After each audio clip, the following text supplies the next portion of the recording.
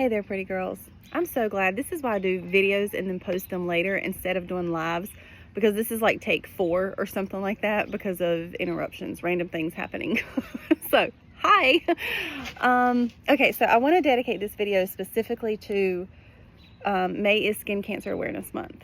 This is the most important topic, in my personal opinion and in my professional opinion, of my career, is protecting your skin. So that said, I am going to go over a couple things you probably may not know. I haven't gone over them before in the detail that they deserve. So I do want to really drive home a few things, as well as I'm going to put some pictures in the comments of this video of some spots that turned out to be very concerning and were probably easily overlooked by the person, because so many things, and that's the thing with skin cancer, so many things we kind of overlook, or we think it's harmless, or it's nothing, if it's not an obvious ABCD that we were all taught, old school, the border, color, diameter, things like that, comparing that. So here's some things I really want to drive home with you guys. SPF is an FDA regulated product, which means it has to go through certain testing in order to have the accolades that they have. So, and those standards vary by country. Keep that in mind. Sadly, the U.S. standards are not near, in my personal nor professional opinion, what they should be. There are a couple other countries that definitely have way better standards for SPF, but that's another topic, another day. It is measured by the amount of UV radiation exposure that it takes to cause a burn. Now, you want to look for what's called broad spectrum protection on your sunscreen. If it is just SPF, that is only a UVB indication, which means it protects from burning. Remember, UVB is the burning of the skin, UVA is the aging of the skin. So broad spectrum is a protection of UVA and UVB rays. So that's important. Broad spectrum is important. I personally recommend a minimum of an SPF 30. The FDA regulation is an SPF 15 or higher. But here's what I want you to know about the numbers on an SPF. So the actual protection is very minimalistic from number to number.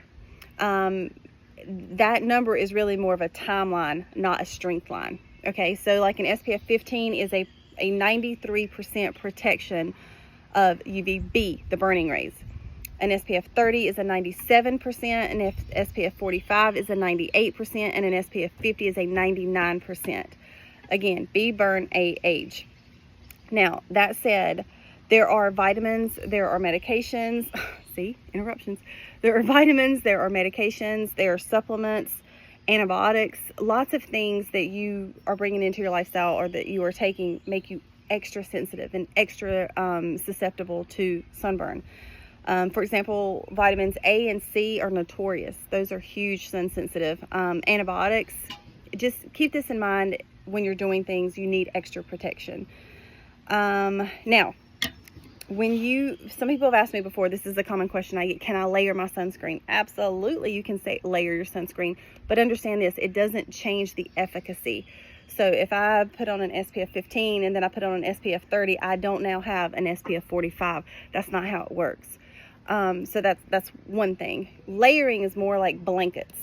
You're putting the same protection layer after layer after layer. Why not have all the blankets you can? So yes, by all means, layer. You just want to make sure that each layer dries before you put your next layer on, okay? That's important, number one. Number two, you cannot layer a chemical and a mineral sunscreen. It will actually do the opposite and break down, because a mineral sunscreen, which is the only thing Southern Glow Faces are allowed to use, and we'll get into that in a second, but a mineral sunscreen is either titanium dioxide or zinc oxide, or the two of those. That's a mineral sunscreen. That is a physical protectant that reflects the UV, and it does not absorb into your bloodstream and break down through your body. That's the So Glow way. Mineral sunscreen, SPF, physical sunscreen. Now, when you put a titanium dioxide in with a chemical like a benzoin, an avobenzone, an oxybenzone, or an octinoxate, that dioxide is going to break down the benzones. So now not only are you not really protecting yourself, what you thought you put on there is now actually making you more vulnerable. So you don't want to mix physical and chemical. That's important.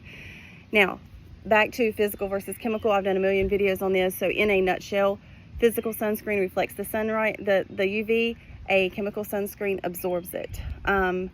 Again, Southern Glow Faces, you do not wear chemical sunscreens. We are physical only. Now, for the body, honestly, to each his own.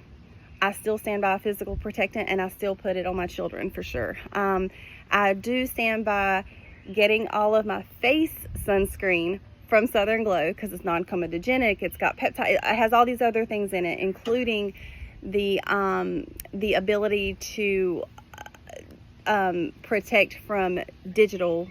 So like we're talking blue light therapy, computers, phones, and so forth like that, which also breaks down and causes aging as well. So when you use the Southern Glow ones, you're protecting from that as well. And we're all working on these devices all the time, right? So let's protect. Okay, now that said, for my children, Blue Lizard is my favorite over-the-counter physical sunscreen. So that's bodies and my kids, and I go straight across their face with some of the zinc sticks and things like that, just because the protection, their skin is just so vulnerable. So I hope this has been helpful. I'm sorry, I know it's long again, and I told you I wouldn't do that, but here I am doing that. I think that I made myself notes so I wouldn't forget anything. I think that covers everything. One more, comparing the mineral to the chemical, some bullet points on the mineral. Yes, it does reflect UVA and UVB, so it is broad spectrum if it is zinc oxide and titanium dioxide based. So check mark already there. It also has a minimal allergic reaction. I have over 2,000 records in my sunscreen, in my database at Southern Glow, and I have 2 ladies that actually have an allergy to mineral based sunscreen. That's how rare that is, versus a chemically based sunscreen. So we're talking the octinoxate, the avobenzone, the oxybenzone, the aquabenzone, several. I can't even count how many weeklies I get with asking questions about their sensitivity to that. So it's high in as far as having an allergy to it and causing some irritations and stuff. Also, the ocular irritation is significantly more with a chemical sunscreen. It's very minimal with a physical sunscreen, meaning, because you can't get sunscreen, you got to be careful with your eyes. So also the Reef Safe, which lots of beaches do now, that's a mineral based sunscreen, not a chemically based. And sensitive skin people, if you break out or you get rashy or hivey or red or prickly or anything like that, our sensitive skin people, trust me when I tell you, mineral sunscreen is where it's at. I get so many people say, oh, I can't wear sunscreen, I have this happen or this happen or this happen. I'm like, bet you're not doing or trying the right ones. Let's give you a couple of these to try out and see how you do. And it's very rarely an issue. Like I said, 2 out of that whole database. So that is it. Please do take from this video, take this. Book your yearly exam with your dermatologist. Get a physical protection for your face and for your body, in my personal opinion. And keep an eye on spots. Track them, take pictures of them. If they change, if they meet the ABCDs, look it up, the old school route, get it checked. But again, sometimes it's the things that actually look really harmless that are the meanest. So you really never know. That's why the exam is so important. I will put pictures of what I'm talking about in the comments section of this video. If you have questions or you need anything, please do let us know. But going into the dead heat of summer, it was really important that this was what we focused on today. So thanks guys, and have a great day.